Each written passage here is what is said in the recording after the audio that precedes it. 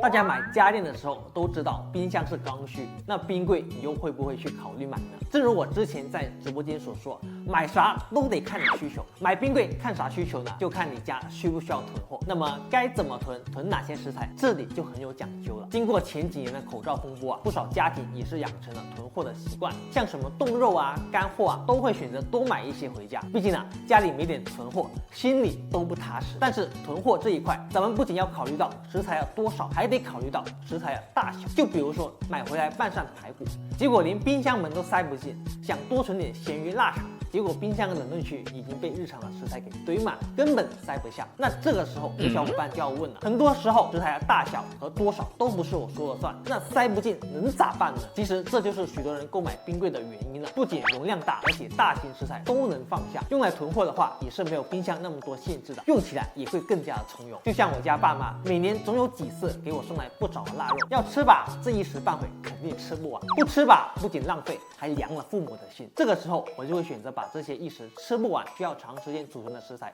给放进冰柜里保存。这样一算下来啊，我也算是冰柜的老用户了。在我看来，冰柜经过多年的发展，在性能和体验上都有不错的迭代升级，现在用起来也是蛮方便的。那么接下来啊，我就和大家分享一下我选购冰柜的一些心得体会，相信能为有意愿购买冰柜的你给出一些实实在在的经验之谈。其实冰柜本身的技术门槛并不高，所以挑选起来也不麻烦。在我看来，选购冰柜时，咱们主要关注以下几点就 OK 了。第一点，咱们得先确定冰柜的类型。冰柜分为立式冰柜和卧室冰柜。立式冰柜操作方便，但同样不易放入大型的食材，而卧室冰柜比较主流，主打一个大容量，啥都能装进去。不过使用卧室的时候要注意一下分类食材，不然翻找起来还是挺麻烦的。其次制冷的效果，这里咱们可要擦亮眼睛了，一定要看好产品上标的到底是直冷还是风冷。直冷冰柜便宜，但是冰柜里会结霜，得咱们定期清理，比较麻烦。那需不需要除霜，其实也已经成为了大家购买冰柜前重点考虑的问题。像我家的旧直冷冰柜，时不时就得自己上手铲一下冰，确实是后患无穷。手动除霜费时又费力，而有风冷技术的冰柜就可以很好解决这个问题，不易结霜，制冷效果好，主打一个方便，这也是大多数用户的选择。像海信的第4代风冷技术、奥科玛的多维风冷技术等等，都能起到这个效果，起码不需要自己动手铲冰了。除开选择直冷风冷之外，冰柜的冷冻力也会影响到制冷的效果。如果冰柜的冷冻力不过关，那里头存放的食材发烂发臭，不就是迟早的事了吗？这里建议大家选择到每12小时7000克以上的机子，最低标准了。第3点自然就是尺寸和容量了，这里咱不多说，看好长宽高按需选择就行。而容量方面，推荐小2口或3口之家，用个1到200升的就足够了。如果家里实在人多，也可以考虑到2到300升的。第4点自然是能效的选择了，这里我只说一句，无脑选1级能效就行，再不济也得是个2级，不然月尾的电费账单会吓你一跳。那最后一点，也就是冰柜的温度分区了，和冰箱一个道理，你冰箱能有单开门和双开门，那我冰柜就不能有单温区和双温区了吗？单温区冰柜既可以冷藏，也可以冷冻，但是不能同时使用冷藏和冷冻，价格便宜也是大多数人的选择。双温区冰柜则相当于是一个小型冰箱，一个冷藏区，一个冷冻区，互不打扰，不过价格比较高。如果你家冰箱的冷冻区和冷藏区都不够用的话，那还是可以考虑一下的。那最后的最后，咱们再提一嘴冰柜的功能。首先，最好买里头自带抗菌技术的冰柜。健康问题嘛，不容小觑啊。其次，冰柜的温度调节功能咱也不能忘记，咱们可以针对不同的食材来设置不同的温度，可以大大提升到储存食材的时长。那么关于冰柜如何挑选的知识点讲到这里就差不多了。按照惯例，下面咱再来给大家实实在在推荐几款经济实惠的冰柜，给大家选购做一个参考。由于冰柜的技术门槛并不高啊，所以在做冰柜的厂商特别多，里头可以说是鱼龙混杂。不过无所谓，咱们认准海信、美的、海尔、奥科玛这些大牌来选购就行了。海尔作为家电行业的老大哥之一，在冰箱方面的知名度非常高了，在制冷技术方面也是有着不错的声誉。而冰箱和冰柜不分家，制冷方面，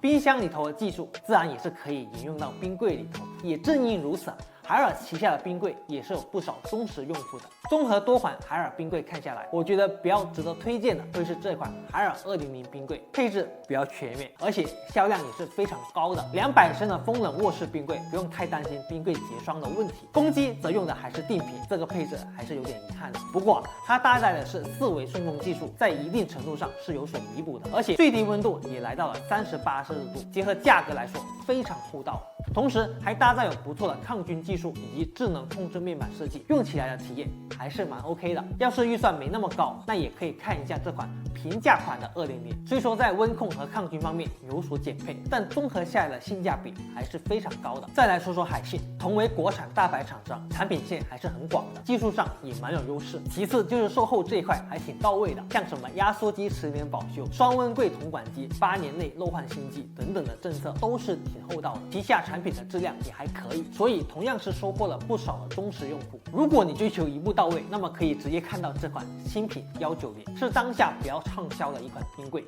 190升的单温区卧室冰柜，搭配上钢化玻璃门体，颜值这一块还不错。其次，它摆放起来比较灵活，不需要说提前预留放置空间，想放哪就放哪。性能方面，则是用到了一个比较新颖的设计，那就是包裹式出冷风。通过上仰式出风和上侧出风的设计，让冷风均匀地吹到冰柜的各个角落，同时还搭配上了颇具特色的第4代风冷技术，本身就不易结霜，而且制冷的效果会相对均匀一些。说白了，食材丢进去之后，既能被快速冻透，也不会被冷风吹干。理论上来看这个技术确实是可以带来不错的效果。这款190呢，还用到了尼德科变频离心风机的配置，咱们可以理解成牌子货就行了。相对于传统的定频电机性能方面还是有一定提升的。功能方面呢，温度区间来到了10摄氏度到-40摄氏度，能冷藏也能冷冻，也是不少高端冰箱用到的配置。而且190还带一个冷触媒抗菌净化的设计，除菌净味之余还能除乙烯，效果还是很不错的。值得一提的是